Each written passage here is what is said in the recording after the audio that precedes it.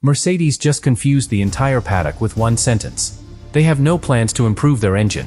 And in a Formula One season where reliability issues are already hurting teams, where McLaren has faced costly frustration, where Verstappen has suffered engine bad news, and where Mercedes has had to explain recent race-ending problems, that decision sounds almost impossible. Because every team is chasing performance. Every rival is looking for power. Every engineer is searching for a tiny advantage. But Mercedes is saying, not there.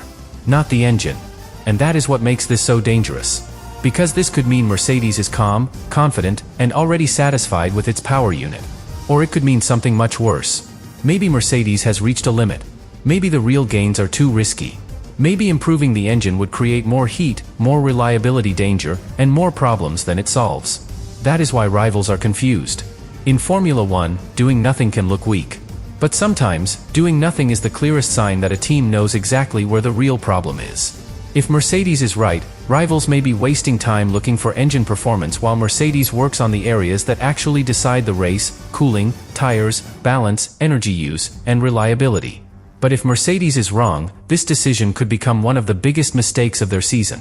So now the question is not just why Mercedes will not improve the engine. The real question is whether Mercedes is protecting its greatest strength, or hiding its most dangerous weakness. Subscribe to the channel. To understand why this first block matters, you have to understand what Mercedes is really saying without saying it. Because on the surface, the message sounds simple. No engine improvement planned. But in Formula One, simple sentences usually hide complicated decisions. Mercedes is not just talking about power. It is talking about risk. It is talking about reliability. It is talking about where the team believes performance is actually being lost, and where it believes the biggest danger is hiding. That is why rivals are confused. Because every team on the grid knows the instinct of Formula One. Improve everything. If there is more power available, chase it. If there is more efficiency available, chase it. If there is one tiny gain buried inside the power unit, chase it until someone proves it is impossible. That is the culture of the sport. So when Mercedes says it has no plans to improve the engine, the paddock hears something strange. Either Mercedes is extremely confident, or Mercedes is being extremely careful. And those two things can look almost identical from the outside. A confident team says, we do not need to change this. A cautious team says, we should not risk changing this. A limited team says, we cannot change this. The problem is, rivals do not know which one Mercedes really means. That uncertainty is the story.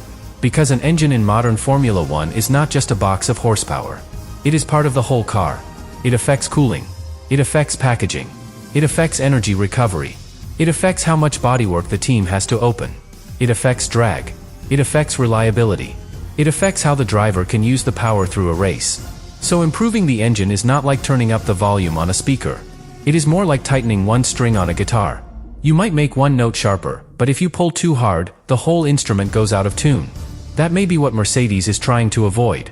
The source connects this story to reliability problems across the paddock, including McLaren frustration after Monaco, Verstappen's engine-related bad news, and Mercedes revealing conclusions after costly retirements. That context matters, because it shows the engine conversation is not happening in a calm season. It is happening in a season where failures hurt. And when failures hurt, teams start asking a much colder question. Is the extra performance worth the risk? That question can divide a garage. Engineers always want performance. Drivers always want more speed. Team principals want results. But nobody wants a faster car sitting in the garage with smoke coming out of it. A power unit that gives a little more speed but increases failure risk can become a trap. It may look like ambition. It may feel like progress. But if the car does not finish, the gain means nothing.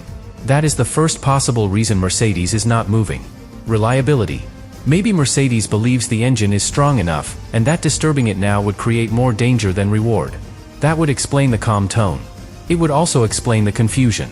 Because rivals may be expecting Mercedes to chase a power step, while Mercedes may be looking at the damage caused by failures elsewhere and saying, no, the safest gain is not to touch the thing that already works. That sounds conservative. But in Formula One, conservative can be powerful if everyone else is breaking down. A reliable car collects points. A reliable car gives the driver confidence. A reliable car gives engineers cleaner data. A reliable car lets the team focus on balance, tires, strategy, and race execution instead of emergency repairs and damage control. Reliability is not glamorous. But reliability wins more races than people admit.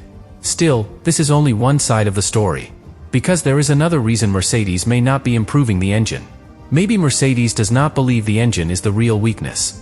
That would be even more interesting.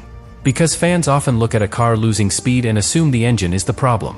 But Formula 1 is rarely that obvious. A car can be slow on the straight because it has too much drag. It can struggle to overtake because it exits corners poorly. It can lose race pace because the tires overheat. It can look underpowered because the energy deployment is not arriving at the right part of the lap. It can seem weak in a race because the balance forces the driver to manage instead of attack. So Mercedes may be saying something more precise than people realize. The engine is not where the biggest gain is. That is a very important difference. If the team has studied its data and concluded that the power unit is not the limiting factor, then an engine upgrade would be the wrong answer to the wrong question.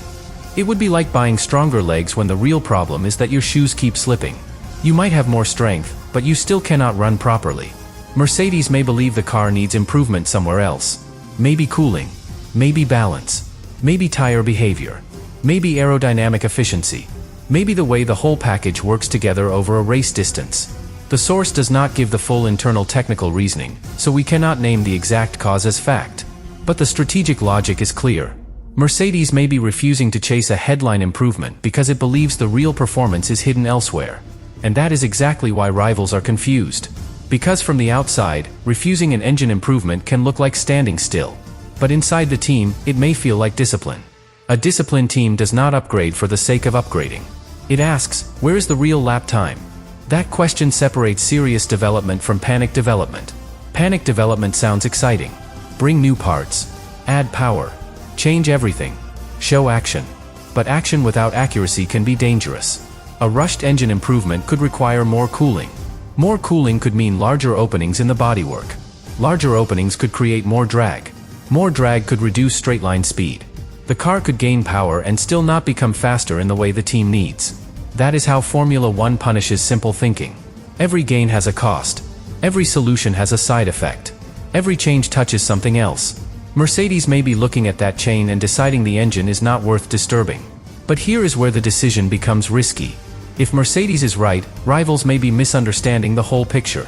They may think Mercedes is passive, while Mercedes is actually working on the correct weakness. They may chase engine performance and introduce reliability problems, while Mercedes stays stable and gains through consistency. That would make Mercedes look clever. But if Mercedes is wrong, the decision becomes brutal. Because if rivals improve their engines without suffering reliability pain, Mercedes could be trapped.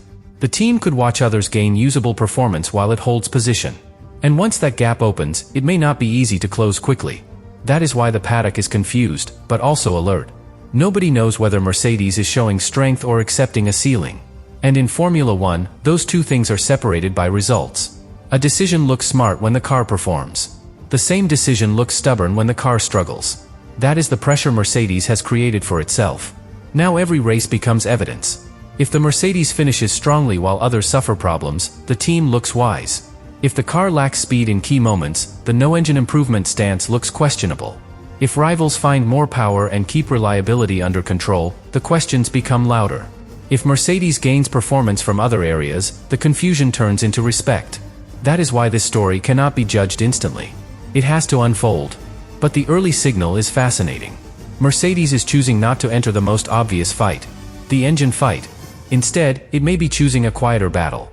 A battle of stability. A battle of understanding. A battle of not breaking the car while others chase speed. That is not the kind of story that creates easy headlines. But it can decide seasons. Because Formula 1 is not only about who finds the most performance. It is about who finds performance they can actually use. Usable performance is the key. A powerful engine that overheats is not usable. An aggressive upgrade that forces bad cooling is not usable. A fast car that destroys its tires is not usable. A package that gives the driver speed but no confidence is not usable. Mercedes may be betting that its engine performance is already usable enough, and that the rest of the car is where the real work belongs. That is a bold bet. Not loud. Not dramatic. But bold. Because it goes against what people expect. People expect improvement. People expect engine wars. People expect teams to chase every obvious path. Mercedes is saying, we are not following that script. And that makes rivals uncomfortable. Because when a top team refuses the obvious path, it usually means one of two things. Either it has no path available, Or it has found a better one. That is the mystery. And the source does not provide enough detail to completely solve it. It tells us the headline. It connects the story to wider reliability issues. It points to Mercedes reflecting on costly retirements. But it does not reveal the full internal calculation behind the decision. So rivals have to guess. And guessing is dangerous. If they guess Mercedes is weak, they may underestimate the team. If they guess Mercedes is confident, they may waste time looking for strength that is not there. If they guess Mercedes is protecting reliability, they may adjust their own risk level. If they guess Mercedes is focused elsewhere, they may start watching the chassis, the cooling, the tires, and the aerodynamics more closely. That is why one sentence can create so much noise. No plans to improve the engine. It sounds final. But it opens more questions than it closes. What does Mercedes know? What does Mercedes fear?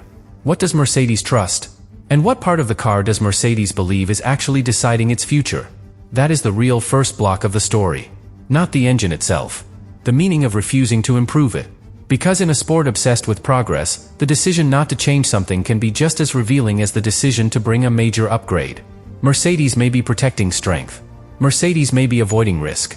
Mercedes may be hiding limitation. Or Mercedes may be pointing everyone toward the wrong question while it solves the right one quietly. And until the next races give an answer, rivals will stay confused. Because they are not just trying to understand Mercedes' engine. They are trying to understand Mercedes' confidence. The next layer is where Mercedes' decision stops sounding like caution, and starts looking like a message to the rest of the grid. Because if a team says it has no plans to improve its engine, rivals do not just hear a technical update. They hear a signal. And in Formula One, signals are everything. A new wing is a signal. A covered floor is a signal. A driver changing tone after practice is a signal. A team choosing not to upgrade an engine, in a season where reliability stories are already shaking the paddock, is a very loud signal. The problem is, nobody knows exactly what Mercedes is signaling. Confidence, restraint, limitation, or strategy. That uncertainty is why rivals are confused. Because Mercedes is not a small team trying to survive. Mercedes is not a team that ignores performance. Mercedes is a team built around control, precision, and long-term thinking. So when Mercedes refuses the obvious route, rivals have to ask whether the obvious route was ever the right one. And this is where the engine story becomes a car story. Because Mercedes may be telling the paddock that raw engine improvement is not the key to its next step. Maybe the real fight is cooling. Maybe the real fight is drag. Maybe the real fight is tire behavior. Maybe the real fight is how the power unit works with the rest of the chassis, not whether it produces a headline-grabbing gain. That matters because a Formula One car does not win by having one strong organ. It wins when the whole body works together. A stronger heart does not help if the lungs cannot keep up. More engine performance does not help if the car has to open up cooling so much that it becomes slower on the straights. More power does not help if the tires overheat after a few laps. More speed does not help if the driver cannot trust the car on corner entry. That may be Mercedes' calculation. Do not chase the engine if the engine is not the bottleneck. And if that is true, then rivals are confused because Mercedes is refusing to play the game they expected. They expected a power chase. Mercedes may be preparing a stability chase. They expected an engine answer. Mercedes may be building a package answer. And package answers are much harder to read from the outside. A rival can measure straightline speed. It can compare acceleration zones. It can study GPS traces. It can estimate drag levels. It can listen to how drivers talk about deployment and reliability. But it cannot always see internal confidence. It cannot see exactly how comfortable Mercedes is with temperature margins. It cannot see how much risk Mercedes believes is hidden inside a power push. It cannot see whether the engineers have already decided that changing the engine would create more harm than good.